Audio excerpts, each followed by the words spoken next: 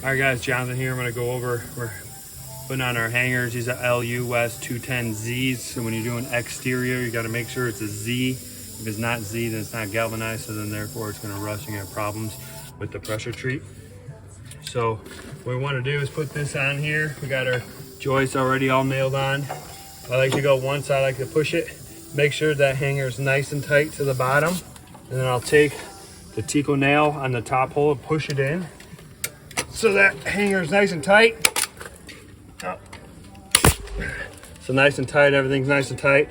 Then I come on this side and I use my thumb to push this up. And I come up, I put it right there. And then I'll finish it off.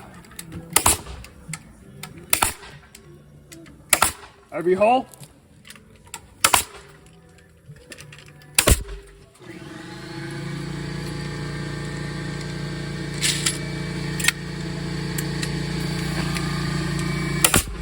Just like that. All right guys, now we're gonna go and put in our shear, all right? You cannot use 1.5 inch nails in the shear. You know why? Because it's not gonna go through the joist into the ledger. That's the point. We need long nails to go through and hold this. That's gonna be our shear to help hold that from wanting to go up and down. All right, so what we use is screws. It's a little bit better quality. The Simpson SES connector screw, 2.5 inch, all right? So it comes with a 1/4 inch bit. They just come in here, right on an angle. Just zip it right in. You can see it pulls it in. So see, what we're trying to do is it's going to come through on an angle just like that. So it holds that right in there, nice and good.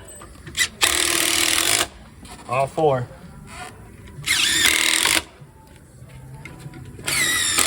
Usually what we do, have one guy go through, nailing up the hangers, another guy's following them with the screws.